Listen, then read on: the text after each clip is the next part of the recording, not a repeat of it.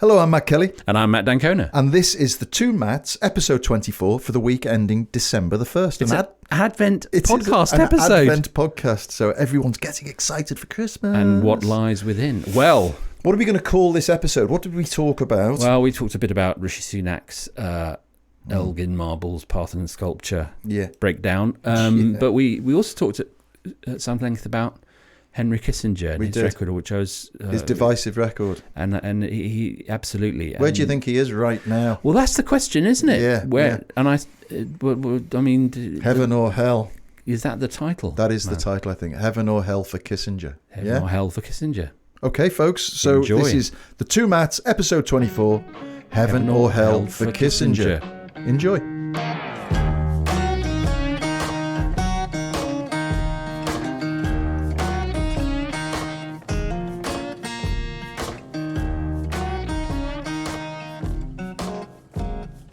So, Matt, what are we talking about this week? Well, I think we have to talk about Henry Kissinger. Yeah. He's died aged 100. His strange and extraordinary figure, kind of straddles the last century when he lived to 100. Vilified, but constantly consulted, and advised every US president, official or otherwise, from JFK to Joe Biden. That's right. A great self-mythologizer. And I think one approach to look at what he stood for is to remember where he came from. But shall we have a quick clip about how, if our producer Ollie could just play us a clip of an interview he did for CBS. If a president were to come to you and say, Henry, would you fly to Moscow and talk to Putin? I would be inclined to do it, yes. But I would be an advisor, not an active person. I wasn't thinking about reinstating you as Secretary of State for the... Of course you'd be an advisor. Yes, absolutely. So there you have him. He's 100. Yeah. And still talking about how, he'd be prepared to go to see Putin, who he knew very well, and who sent a message of condolence. And just to put that 100 years, because obviously 100 years ago was 1923, he was 9 years old when he was woken up and told that Hitler had been made Chancellor of Germany. And 12 when the Nuremberg laws came into effect. Yeah. And his family got out just in time. After Kristallnacht, as a teenager. And migrated to America. And I think when you're looking at him, there's so much one can say about him, but I think that basically he incarnated one response to the Holocaust and Nazism, which was you had to have order, you had to have stability. The other response was you needed United Nations, you needed charters of human rights, you needed an idealistic set of international laws, international rules. Kissinger was a much, he became known for so-called realpolitik, which was nations have interests more than values, and that his job as National Security Advisor and Secretary of State, posts he held simultaneously under Nixon, amazingly, meant that he had to always be looking out for America's interests in this, shifting geopolitical world, which meant that he was involved in some pretty horrible things. Yeah, and that holding of National Security Advisor and Secretary of State was unique. Is unique. For 4 years, he was United States foreign policy, basically. He totally was, and managed thereafter to sort of carry on being seen as this great oracle figure. Which the longevity of the man, he was not just in terms of actually how long he lived, but that in 2019 he published a book with Eric Schmidt on the future of AI. Yeah, incredible. Incredible. I wouldn't turn to a mid 90-year-old man. No. I mean, but I mean, the fact. I mean, in a sense, the sheer audacity of the guy, to do that. I bumped into him a few times over the years, and because he was not, as you can see, he was not media shy. Yeah. He was one of those people where access was never really a problem, and I think he managed to keep his image very cleverly alive over the years, because he was seemed to me to be completely at peace with the vilification. Yeah. So I remember one breakfast at George Weidenfeld, the publisher's flat in Chelsea, I think in the 90s. And I asked him, because it was famously, he Kissinger, was supposed to have said, "Who do I call if I want to speak to Europe?" Right? This was meant to be. And I said, "Well, did you actually say that? And, what did you mean?" And he said, "These words were not mine." He said, "But I'm perfectly happy to take credit." Yeah. And I thought that's absolutely, that really tells you a lot about it. And another time that sticks in the mind was in 2002 when I interviewed him for the Sunday Telegraph, and he was at the Royal Albert Hall about to do a corporate gig to loads of businessmen. And at the time, a Spanish judge was pursuing him as part of the investigation into all the various terrible things that had gone on in Chile and elsewhere. Yeah. And so it was a very, very surreal experience, because we were doing the interview in the basement of the Royal Albert Hall with special branch everywhere, crowds outside protesting about war crimes and so on. And I think he was loving it. He was absolutely loving it. Loved it, yeah. He loved the attention. Would that be the same time that Yes, was it was all wrapped up. Yeah. It was Balthazar Gazan was the name of that's right. the guy, the judge, and he was wrapped up, and of course nothing came of it. But it's interesting when you think about Kissinger, because I mean we're right in the middle of a conflict in the Middle East, and watching one of his successors, Tony Blinken, the present American Secretary of State, dash from capital to capital in what we've come to know as shuttle diplomacy. And really, Kissinger invented that during the 1973 and after the 1973 Yom Kippur War. And I was just checking this out. There was a period where there was a 34-day trip where, I think in 1974, when he visited Jerusalem 16 times and Damascus 15 times. Wow, yeah. And what came, I mean, he saved Golda Meir really in that war, and then helped to broker a deal between Egypt and Israel. So that that was a fascinating thing. But I think what we're seeing now is the world that he tried to construct.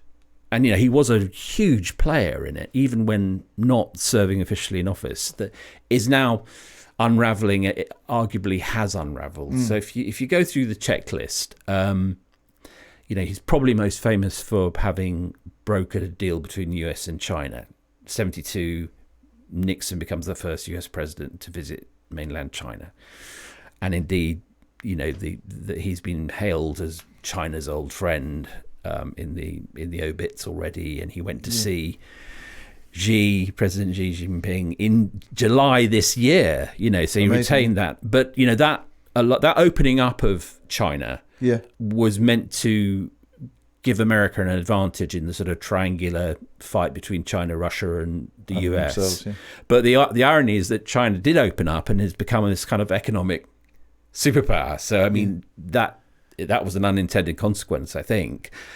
The other side of the coin, obviously, we've mentioned some of the net positives, but there are plenty of net debits on the account. Loads. And what you're struck by people saying either, controversial, complicated, but man of his time, author of Realpolitik, and a man who saw the world on a macro level that very few others could. And with almost unique kind of audacity and ambition, set about personally deciding to shape the world. So that's one view. The other view is, as somebody tweeted this morning, he should have died in a prison cell in The Hague. Like he's a war criminal. Well, I mean, look, he undoubtedly played fast and loose, to say the least, with international law. I mean, he and Nixon, the two of them, can you imagine? I mean, that was a partnership that it worked in the sort of realpolitik sense, that they did work very well together, although I'm not sure they liked each other. But the other thing that came out of it, I suppose, was, well, two things. One was détente with Russia. There was the classic textbook Kissinger strategy, and that did lead to arms limitations deals. Because this was Nixon's phrase of linkage. Yes, where military goals would be linked to economic and political goals. And if you do this, we'll do that. Yeah, and so I guess the other two big headline things were reshaping the Middle East post the Yom Kippur War we've already mentioned, and then the shabby but inevitable withdrawal from Vietnam, for which he hilariously won the Nobel Peace Prize, which Tom Lehrer, the great satirist, said that satire was dead after this. There was no point in anyone doing political satire anymore. He said that he should have been awarded the Nobel Prize for death. Yes, and I think Kissinger did offer to give it back. I think he did. He was embarrassed. And that then later, when America came out of Vietnam, and the North Vietnamese started getting the upper hand and had encampments in Cambodia. This led to the most egregious charge against Kissinger. I think it is the big one. The bombing of Cambodia, where tens of thousands of people were killed, ordinary people, peasants, and led directly to the start of the Khmer Rouge. Absolutely. Which was then led to a genocide. If you've seen The Killing Fields... Yeah, a wonderful film. Wonderful film. That awful series of atrocities was made possible by America's strategy of bombing Cambodia. And it should be said, I think I'm right in saying there's 20,000 people, and there are still people to this day who are being killed and losing limbs. Yes, because through the landmines that were scattered and dropped on that land. So it's worth spelling out, because I think when we talk about politics, and this is one of the great conundrums, isn't it? Yes. We talk about strategy and geopolitics, and then at the very far end of that spectrum, there's somebody limping around with one leg because of a decision that Kissinger took. I mean, it's a very strange arc, isn't it, of a life? You start off as a escapee from the beginnings of the Holocaust, and you make your name as someone who is pursuing America's vital interests around the world through being indifferent to precisely the consequences you're talking about. That's it. And later in life, he would allow in interviews a little bit more morality into his... he would say, it's very important to bear in mind, morals. But I'm not sure he ever really believed that. And he personified this great tension there is in American foreign policy between having an objective, having a plan for the world, and realpolitik, which is basically just keep order, keep stability. I think this is right. And you used a word earlier which I think is really crucial. You described him as a player. And I think people who, like Christopher Hitchens, for instance, who charge him as an evil person with criminal behaviours, and then other people who say, well, no, great statesman, and it's to me, it kind of misses the point, because both of those assessments are grounded in a sense of morality. And I don't think, as you've just said, I don't think he was affected by morality. He saw it as a game, and he saw almost like a kind of 1984-esque juggling act of three powers. Or the Congress of Vienna. What's interesting about him is that Reagan didn't like him very much, because Reagan wanted to win the Cold War, right? And the neocons who fought for the conflict in Afghanistan and Iraq weren't sure about him either, because the Rumsfelds and the Cheneys, because they had a name which was, we want a kind of imperium in the Middle East. And that wasn't Kissinger at all. What Kissinger wanted was this stability and order that would enable America to pursue its interests at more or less any cost. I don't think there was any... at one point, and this really was, I think, one of his lowest points, he wrote a book in favour of tactical nuclear, or saying tactical nuclear war was okay, and he resolved from that position later in life. But that's a measure of how far he was willing to go down the by any means necessary line. And I do think the world that he helped to build has now pretty much unravelled. What we're looking at now is a kind of axis of Russia, China and Iran fighting on various fronts in the Middle East, in Ukraine, and I fear in due course in Taiwan. And the world is not stable by any definition. But what he has bequeathed, I think the thing one can say most in his sort of credit is that he never disguised any of this. Yeah. And, the realpolitik that he openly espoused is actually everywhere. I mean, look at we're recording this on Thursday, and COP28 is opening in Dubai. And, the leaders of the world will be there tolerating the UAE doing fossil fuel deals. That's right. Yeah. At a meeting that is meant to reduce fossil fuel usage. Right. That's right. And, we will not hear very much, I bet you, this year, 2023 or 2024, US election year, about the fate of the Uyghurs in China. We still have that willful blindness that is part of realpolitik. It is still there. And the difference was that Kissinger was quite open about it. The other thing that that hasn't been talked about so much is his career after leaving the administration, which is fascinating because he pioneered this idea that you could go and set up an international consultancy. You can draw a direct line between Kissinger and Tony Blair, absolutely, for instance, in how they've acted after office by making millions and millions and millions of pounds, extending that influence they picked up in office and poking their noses around everywhere. Yes, and that carried on the idea that he was the go-to person. So all these presidents would call him. Incredible when you think about it. It is incredible, but it shows you how much by creating a sort of image of yourself you can succeed if you have that sheer chutzpah that he had. Yeah. Interesting on the British angle, which is that I remember in that interview I mentioned, I asked him about Blair, and he said he liked Blair, but he said he was a little too Gladstonian, which I thought was the absolutely sort of classic Kissinger line, really. But he was also dead wrong about Brexit, because he said that, I remember at the time, he said that leaving the EU would give the UK a stronger negotiating hand in America. Not sure about that one, Henry.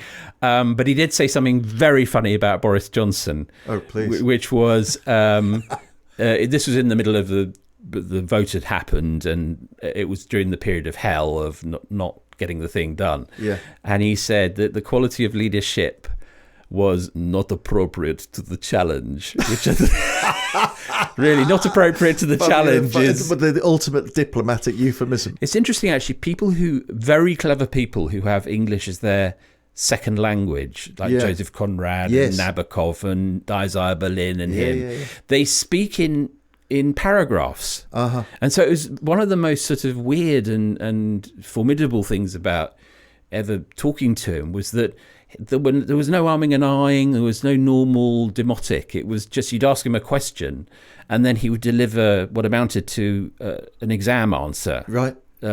Wonderful command of English. And an enormous brain. Oh, huge brain. Indisputable. I mean, what I think is certainly the case is that all of the things that we've been talking about, the horrors, it may have suited him to have claimed he didn't know about, and he will have known about all of them. Yeah. He will have known exactly what he was doing, even when he was just sending signals through the US national security apparatus about things going on in particularly Latin America, particularly on in the backyard. He'll have known precisely what he was doing. In the same way that he told Nixon he needed to crazily set up his own sort of White House group of kind of investigators and burglars and so on, called the so-called plumbers, that ended up being responsible for the Watergate break-ins and Nixon's downfall. Kissinger never took any of the heat for that. Yeah. Was that because he was too clever enough to step back and say, you just crack on, or was he? Was he involved in the? He suggested it. He did suggest it. Did he? He suggested it, but it was Haldeman and Ehrlichman, and the others around who went and actually did it. As far as the records show, and the thousands of hours of tapes from the Oval Office, which clearly Kissinger knew about were happening. Yeah. There's no evidence that he ever said, go and, even go and burgle Daniel Ellsberg's records, the Pentagon Papers guy, certainly not the Democratic headquarters at Watergate. He was very canny, and managed astonishingly to survive into the Gerald Ford administration and then become an unofficial advisor to all these subsequent presidents. And it was amazing. Was it Christopher Hitchens' book that was the sort of pivotal point where people started looking at him very differently? Well, I think it was more that a fresh generation came to him, because I suppose when that came out, the trial of Henry Kissinger. 2001, I think. Yeah, a lot of people, I mean, by then he'd been out of office for, more than 20 years. He was 53 when he left office. Right, he was a very young man, So I think that what Hitch's book did was it sort of, it introduced a new generation to the record, and with the customary Hitchens brio and detail and argument and polemical force. And so there's no doubt that book had a big impact upon, the way it was seen. But he just kept going. He just described him as a stupendous liar with a remarkable memory, which I thought was a great summary, really. And I mean, a sort of an interesting footnote to all this is that, as we discovered when we interviewed Michael Wolff back in September for the podcast about his really excellent book about Rupert Murdoch, The Fall. Yeah, and people should go back and listen to that. And please do go back and have a listen. Is that the Kissingers, Henry and his second wife Nancy, were great friends of Rupert Murdoch. Right. So the loss of Kissinger will be another depletion to Murdoch. It is interesting because if listeners are interested, I mean, the two great books to read other than Christopher's, there's a wonderful book by Robert Darlett called Nixon and Kissinger, Partners in Power, and then an earlier single-volume biography by Walter Isaacson on Kissinger, which Kissinger hated. Oh, did he? Always a good indication. It's a very good book. Excellent. End of an era for good or ill. Yeah. And I really hope that the obits, which are just beginning to crank out as we're recording this, are really frank, because one wants to read the whole unvarnished truth about this. So let me ask you a really unfair question. Yeah. Is he on this awful phrase, the right side of history? And I think if you're judging anybody, then Kissinger's probably a fair target to ask. In 20 years, 50 years, do you think people will look back at Kissinger and think international statesman, or will they look at him as a criminal? Well, I think they might judge him as an international statesman, but in terms of the right side of history, and I'm not judging this in terms of virtue or vice, I think actually, for reasons we've just been discussing, a lot of the things that he thought would lead to a fairly long-term stability have unraveled. Yeah, he got it wrong. Yeah, and at as we've also discussed, at a very, very high human price. Yeah. So, what the period of massive geopolitical instability we're in now, I think some of the sort of seeds of that were sown because a lot of what realpolitik involves is kicking cans down the road. Right. It's not about settling things. It's about sort of, let's just keep that at bay. I'll go to Moscow and sort it out. Make a bit of progress here. Make a bit of progress there. Yeah. But actually you don't resolve, he was one of many, did not land a two-state deal in the Middle East, quite. Amongst many other things. Very good, very good. Thank you for that, Matt. Really illuminating. And come back, please, folks. We're going to take a very short break, and then we're going to talk about another towering international statesman. A really big statesman. Rishi Sunak. Still is.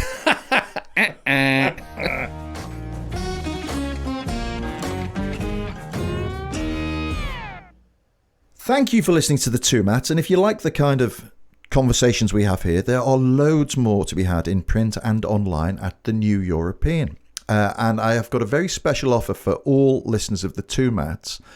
We are giving away copies of Alistair Campbell's Diaries 2023, which is a book we're publishing this month. It's a fantastic diary full of everything that's happened, all the people he's met, and anybody who's a fan of Alistair Campbell's diaries over the years know how brilliantly he turns them out. He is very much a latter-day Samuel Pepys. He really is. He is. So you can get a free copy of Alistair Campbell's diaries 2023, worth £20 when you subscribe to the New European from as little as £1 a week. Or if you like getting the newspaper delivered to your door every single week, you can have that for just another £1 a week. And that's a 75% saving on the price you'll pay at the newsagents.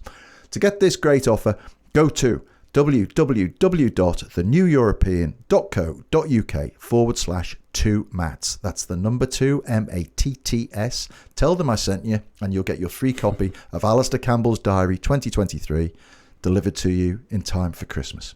Tell them Matt sent you. Welcome back, folks, and we're going to talk about this man, this giant, this legend that is not Rishi Sunak. Already on Mount Rushmore in our hearts. But he certainly will not be have his face engraved on the Parthenon. We can be clear about that. That's one of many places he won't have his face engraved on. Let's ask producer Ollie if we've got a little clip of Keir Starmer making clear why. Mr. Speaker, never mind the British Museum. It's the Prime Minister who's obviously lost his marbles.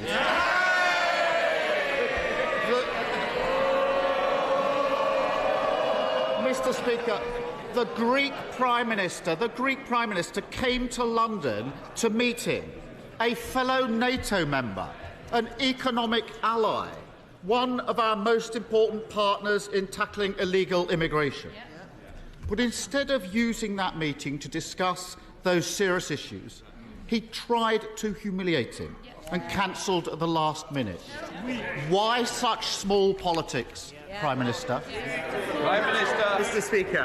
Speaker, of course, we're always happy to discuss important topics of substance with our allies, like tackling illegal migration or indeed strengthening our security. But when it was clear that the purpose of a meeting was not to discuss substantive issues for the future, but rather to grandstand and relitigate issues of the past, it wasn't appropriate. Well, small politics. Teeny-weeny politics. When I first heard this, I just something a little bit more of me died inside about the state of this country's politics and our leadership. It's embarrassing. It's just pathetic. It's really embarrassing. I mean, that guy's Prime Minister of our country. What do you think's going on? At some point during that day, somebody said, "Oh, have you seen this interview with Laura Kuenssberg?" And then Sunak, who we know to be brittle personally, has gone, right, this is outrageous. So What's happened? he was due to see Kyriakos Mitsotakis on Tuesday. This was in the book. And then Mitsotakis went on Laura Kuenssberg's show on the BBC on Sunday, perfectly reasonable, and she was asked about the Parthenon marble. The name is controversial, but let's call them the Parthenon sculptures, which is what the British Museum calls them. Some people call them the Elgin marbles. And Mitsotakis said very reasonably, well, we'd like them back. How do you feel if half the Mona Lisa was in London and half of it was in Paris? Which has been their position forever. This was not a declaration of hostilities. No. It was nothing. It was a perfectly reasonable. He could hardly have said, I'm afraid I know nothing. I can't say anything, No, I'm afraid I'm not at liberty, no comment. That would have been ridiculous. Yeah. But obviously, as a direct consequence of this, Sunak went nuclear and decided that he had come here, to use that ludicrous word he used in PMQs, he'd come to grandstand. Incredible. Which he'd obviously not come to. And Mitsotakis saw Keir Starmer, which meant that Keir Starmer is now sort of unofficially Prime Minister designate. Sunak said, I won't see you, but you can have Oliver Dowden, which I would venture to say is not necessarily an appetising offer to a head of government. And Mitsotakis went home. Yeah. Can you imagine what that's like when if reverse it? Say Rishi Sunak had gone to Greece for a meeting. Yeah. And had been asked on a Greek TV show, what about, are you ever going to give these marbles back? And had said, well, no, I'm not, they're blah, blah, blah, and stated his case. And then the Greek Prime Minister then said, well, you can get on the next plane home, mate. I'm not even meeting you. Can you imagine the response here to that. Daily Mail. They would have been calling for tactical nuclear strikes. Yes, no, absolutely. It's insane. A task force, a Falkland-style task force. So we laugh. Okay. No, we don't, but it's true. But is there something in this that Sunak sat there and half calculated, give me a Falklands. All right, we'll go to war culturally with I think he moved Greece. into that zone. I think it happened because of peak and petulance. So we've talked often on the podcast about his extraordinary tetchiness. Yeah. You know, he is a tantrum thrower, and he doesn't like this sort of thing. He's a nappy wetting baby. Or let's say the Greek Prime Minister had gone to Downing Street, and let's say the first thing he'd said had been, look here, Sunak, I want my marbles back. Yeah. All he had to say was, actually, with respect, no. Yeah. Next question. Yeah. It's not the end of the world. It's not that triggering. Yeah. Nor is it a new issue. It's been around for a long time. And if you can't deal with that level of international politics, you can't deal with anything. This is a very, very... I happen to think that they are... The logical place for them to be is in the Acropolis Museum. Yeah. I think that George Osborne, the chair of the British Museum, has been arguing for a loan, which would probably become permanent. Yeah. This would be absolutely the right thing to do. It wouldn't open the floodgates to the sort of disaggregation of every single museum collection in the land. It wouldn't require any legislation. It's a sensible answer to a grievance that's been going on forever. Yeah. And I don't understand why it is so difficult for Sunak to deal with a problem of that, frankly, quite minimal difficulty. But it's almost even worse than that, because it was a non-problem. It was a non-problem. It is a non-problem. They created this problem. They didn't even have to mention it. There are. Every ally has. Every alliance has some. Stain on it, has some problem in it. Of course. Yeah. I'm sure that the crazy new president of Argentina at some point will raise the Falklands. But is he not going to invite the Prime Minister of Spain over? Exactly, because Gibraltar occasionally comes up. Now and again. It is ridiculous. There's a kind of, it is funny, it is ridiculous, but you can see that from the pettiness that then evolved into probably a kind of low-grade culture war instinct, which was, I'm not going to be pushed around by some continental head of government, this belongs to Britain, I am taking long-term decisions for a brighter future. I think he's completely misread Britain. I don't care what people's estimation of the average Brit is, but I'll tell you this, I don't think the average Brit would look at what went on last week over that and think anything other than, you stupid, petty little wanker. Yeah, I think that's the precise language they would have used, because there are monuments and there are... things in museums and galleries and so on, which do command huge affection, but this is not one of them. The Elgin marbles, or whatever we want to call them. I went to see them quite recently, and there they are in the British Museum, and there's a small trickle of tourists looking at them, and they're very beautiful. They show their sort of 5th century BC. They showed a celebration of the birthday of Athena.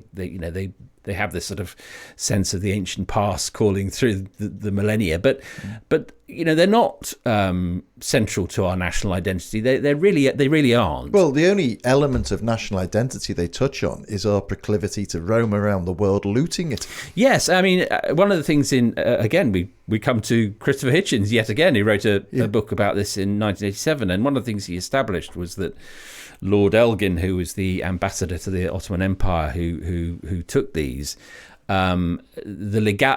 officially he did so legally, but Hitchens establishes quite cleverly that the legality was perhaps not all it was cracked up to be. And also, the guy took them for his own house. Yes, yes. He didn't take them to put on display in the world's greatest museum. He took them to decorate his own house. And they so obviously belong with other parts of that sculpture series. Coming home from your trip and your wife. What did you get? How are you, darling? Bring anything home for the kids? Yes, I brought these bloody truckloads of marbles. Yeah, I got you some marbles. Yeah, no, what a souvenir, eh?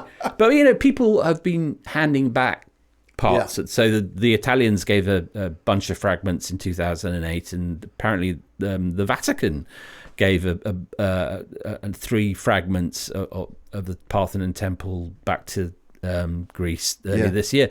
In other words, there's a crazy culture war. This is a slippery slope argument. Yeah. No, there isn't. Yeah. I mean, this is done case by case. Yeah. This is not going to end up with the museums of Britain being emptied at a stroke. No, that's right. There are times when, at minimum, I mean, why not talk about it? Yeah. The counter argument is the British Museum is this most remarkable, unique depository of. It's a snapshot of the world through the dimension of time. Yeah, and so it will remain. And it will. If anybody who's ever been to the British Museum, it is the most extraordinary, wonderful place, and it could well cope without the Parthenon marbles, which would look just as glorious in the purpose-built Acropolis Museum that they've built for them. I mean, I think it shows that we are in this sort of post-Brexit era, and especially under Sunak, we're a nation that has lost its confidence. Yeah. Because to feel threatened by this particular suggestion is absurd. I think you're right. I think that's the absolute point. Is that it's little thinking. It's little thinking, and actually to watch them lean into it. I mean, it was obviously he did throw a strop. The meeting was cancelled. The Greeks were furious, but then Number 10 kept briefing the lobby, and as we saw, he tried to desperately and unsuccessfully to defend himself against Keir Starmer. Yeah. And I thought Starmer was good, wasn't he? Starmer was really good. Apart from the corniest. I mean, that's the first joke on the slate, isn't it? Yeah, losing your marbles. Yeah. Okay, scratch that and think of something better. It's a bit obvious, but I think there is something there, though, which is that bit by bit, Starmer is growing in size as Sunak shrinks. Yeah. I remember years ago Jack Straw saying to me that the problem Blair had was that everyone thought he was Prime Minister from 1994, right? Yeah. Not 1997. Yeah. Now, I don't think Starmer's got that. Yeah. But what is certainly the case is that Sunak really stitched himself up there by allowing Starmer to have a meeting with him, a meeting with the Greek Prime Minister, and he didn't have one. I mean, the impression that leaves is that the Labour leader, Keir Starmer, is going to win the next election and is holding court to foreign leaders. That tells you in one little episode why Rishi Sunak not only probably will lose the next election, but definitely deserves to. Totally. Another mortifying episode in Britain's post-Brexit history. Well, let's draw that one to a close. I'm sure it'll rear up again. But what didn't we have time to talk about this week? There was lots going on. I mean, first, just wanted to mention the Booker Prize winner this year is Prophet's Song by Paul Lynch, which is a dystopian novel about Ireland under a sort of emergency law authoritarian regime. And it was chosen by the Booker judges, Esa Edijan being the chair. And I was a Booker judge back in 2011, and what won it that year? The Sense of an Ending by Julian Barnes. Oh, great! Yeah. But did you vote for that? I did. Well, of course, you're never allowed to say unanimous, but yes, I did vote for it. But it's that then was 135 novels, and there are more now because they've admitted American books, and it's a big task. So I have a lot of sympathy with the judges, and it's always good when they come up with a belter. And a lot of people have been very sniffy about this one, which is because it's a dystopian book, which I suppose is a genre now, Handmaid's Tale, 1984, and so on. People say, that doesn't really amount to much. Actually, it does, and it coincided, as it rather bleakly turned out with the recent riots in Dublin and the race riots and some very unpleasant far right activity in Dublin. And I just think I think it's worth saying. I mean, my opinion only, but I think it was an excellent choice. And they get Booker gets a lot of flack for choosing the wrong book, but I thought it was a good one. Dystopia as a genre could also be called non-fiction these days. It could indeed. I mean, the only argument against was that the real world is ahead of the fictional world, but it's a good book. It's very good. Can't. I mean, it has been. As we say, we're recording this on the Thursday, at the morning that Henry Kissinger died, and then the deaths kept coming with appalling regularity. We had Shane McGowan. First of all, Shane McGowan, age 65, and I think he's been kept in sort of the cultural sphere by the Fairy Tale of New York, which a section of which we actually sang. We did, yeah. We murdered in a recent podcast. Yeah. But it's a great Christmas single, and one hopes goes to number one this year. I don't think there's any question about that. No, but it was also one of the great post-punk interpreters of Irish and British music, and with the Pogues. I mean, look, what was the name of that documentary? Crock of Gold by Julian Temple. Which, if you haven't seen, folks, is a very artistically told story of his life. But it's just fascinating. Well worth watching. But when you see how he lived, I think the idea that Shane McGowan outlived Henry Kissinger. It's quite extraordinary. It really is. It's amazing. And it's got wonderful moments in it, hasn't it? Like Johnny Depp trying to be cool with him in the pub. I mean, there's just something rather wonderful about it. And then as we're just recording, I walk in and you WhatsApp me, said Shane McGowan's dead, and I returned volley with Alistair Darling's dead. Yes, poor old Alistair Darling. Poor old Alistair Darling. He was only 70 years old. And to put this, I can't really put this more delicately, really. He lived, I think, a slightly less toxic lifestyle than Shane McGowan.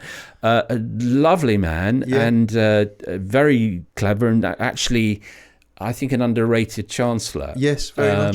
Yeah. Had a tense relationship with Gordon Brown, because who would want to take over the Chancellor's role from Gordon Brown as who became Prime Minister? But he was an extremely clever and thoroughly decent man. Well, when you look at it relative to the current crop, they stand like giants, those guys. And they really were very impressive. I mean, it's easy to forget, but they really were it was a very impressive government, all told. It really was. Well, condolences and sympathies to all involved. Families. Yeah.